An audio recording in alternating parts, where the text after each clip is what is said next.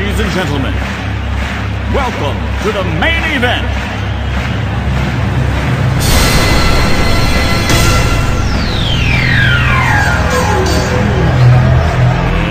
Let's get ready to rumble! Welcome to another episode of Erik Wait Whiskey Studies, and in this video, Ardbeg 5-year-old Wee Beastie is going to go up against one of its closest competitors. When I did an uncorking of this whiskey, I knew there would be some who would say, how would it go up against this other whiskey? And there are a couple other younger whiskeys that are in a close price point and in a similar youthfulness. And so, while there's been a lot of anticipation of this Ardbeg 5, there's also been a lot of skepticism as to its quality. So, in this video, I'm going to do a competition between the Ardbeg 5-year-old Wee Beastie against the Lagavulin 8-year-old. Now, the Wee Beastie is a 5-year-old, aged in ex-bourbon cask and also ex-Oloroso sherry cask. It's bottled at 47.4% alcohol by volume and sells currently anywhere between $45 and $55 here in the United States. The Lagavulin 8-year-old is aged 8 years, mostly ex-bourbon cask, bottled at 48% alcohol by volume and sells anywhere between $45 and $65. So, ABV, really close, right? I mean, you both basically call them, 48% alcohol by volume. They're that close. Price range, they're really close. Age-wise, a couple year difference. Alrighty, let's get into this. Visually, sort of a light golden straw color. The Lagavulin 8. Very similar in color. Another light golden straw color. The Ardbeg 5 does have a slight little different tinge to it, probably from the sherry cask on the nose.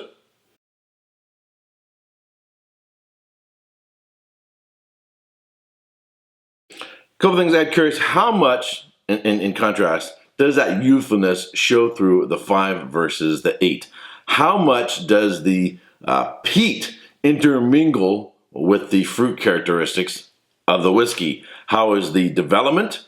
How is the layers and depth of complexity from the middle, from the front to the middle and into the finish?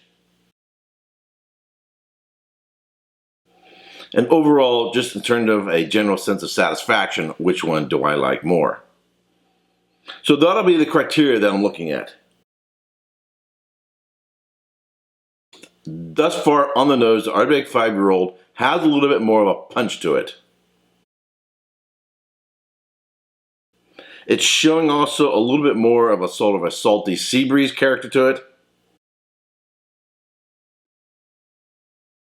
But I get the green fruit, which is typical of a young whiskey. So there's like a green melon, green apple, lemon and lime.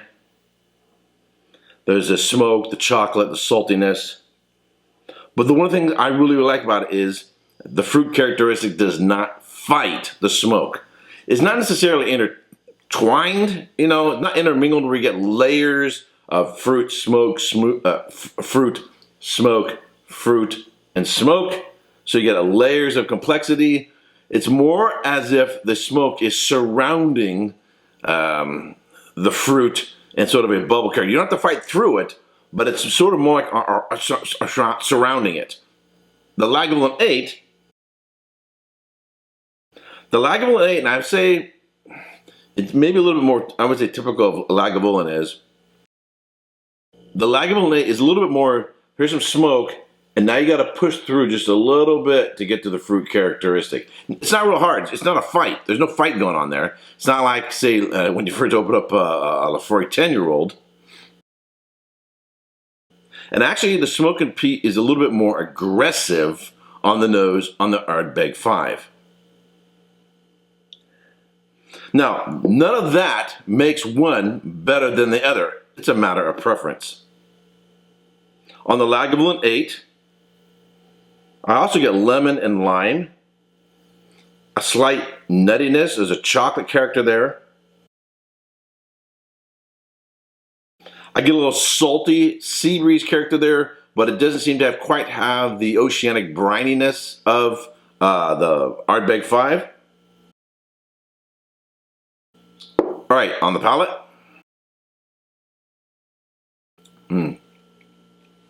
Wow. The Ardbeg 5, it's about right here right now. It's opening up really, really nice. Since my original review, there are additional characters in the whiskey. The fruit is there. There's the chocolate character seems more intense. The peat and the smoke, it seems more intense. And there's this mint character, the sort of chocolate mint character that shows up in the finish, which I really, really like. In fact, it's an interesting fact. I'm curious about the chemical composition of that. Why does peat do that? So you know how if you have mint gum, throat lozenge, a mint candy, or toothpaste, or mouthwash, when you have mint and you breathe in and you exhale, you get sort of like this cooling effect of the mint, wintergreen. I get that from mint in peated Scotch whiskies. All right. There's not a lot of development of the 5-year-old. Pretty much what you get in the front, you get in the middle. The main difference, and I'd say this is a change from when I first opened it, is that mint character that's showing up in the finish.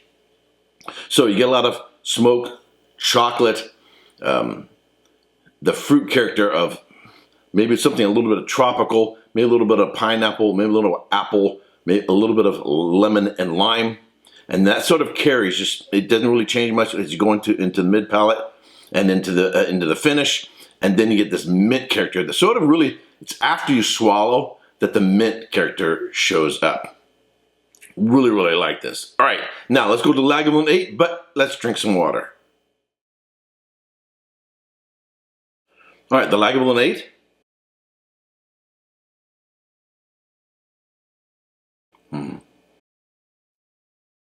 One more.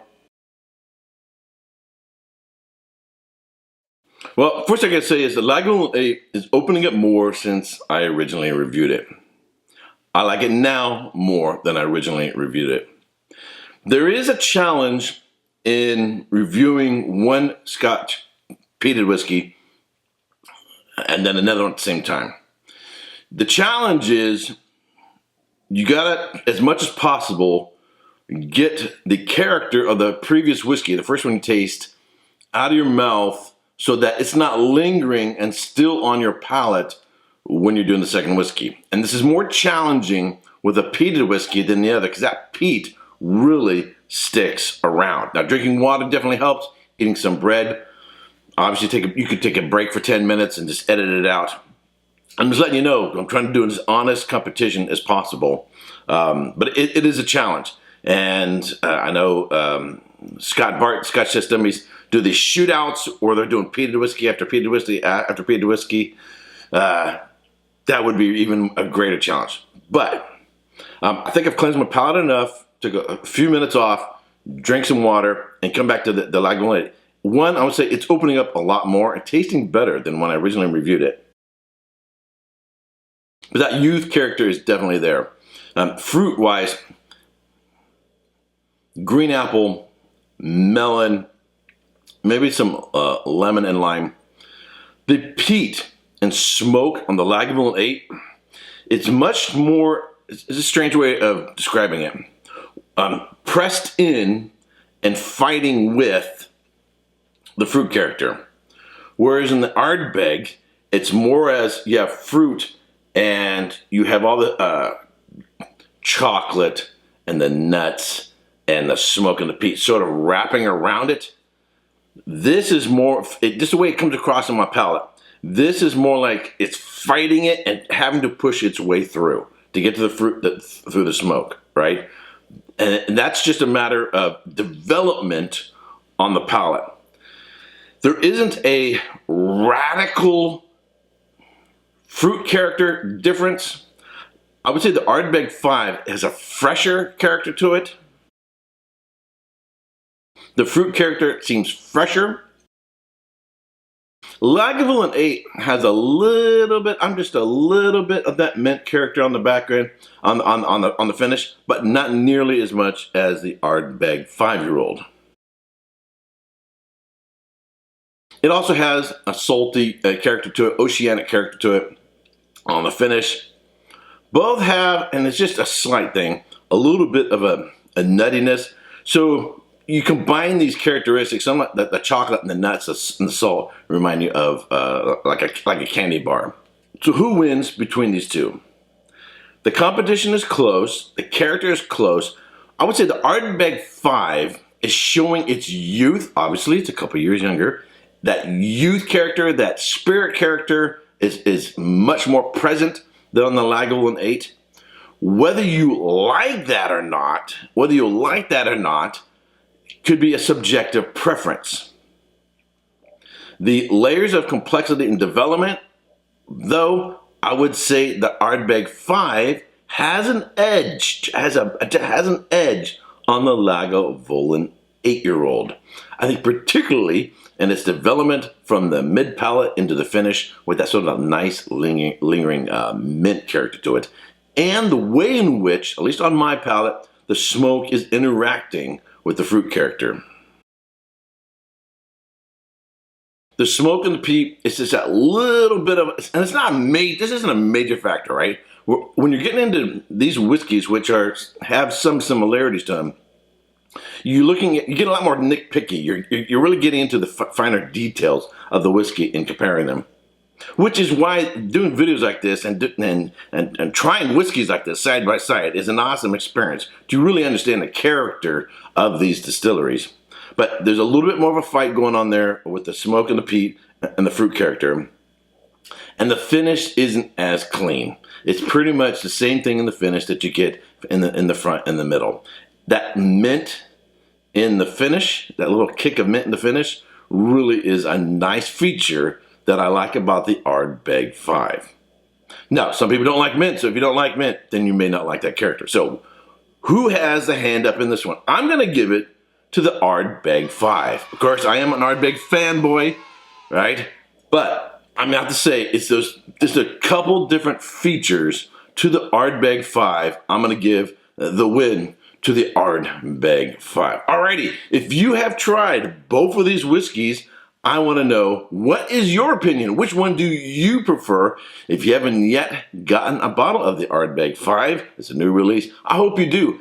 Now, in terms of buying one, which is what I recommend, price range, if you saw both of these on the shelf, the prices might be fairly close, but generally speaking, also this is another factor, I think the Lagavulin 8 sells for just a little bit more in most markets. This one probably still has a $10 to $15 savings in buying the Ardbeg 5 over the Lagavulin 8. Alrighty, that's it for this review. If you are one of my Patreons, I want to thank you very much. If you have liked my content, I ask that you subscribe, give this video a thumbs up, and consider becoming a Patreon and get some behind-the-scenes content, uncorkings, and so forth by becoming a Patreon. Alright, that's it for this video. Until next time, cheers.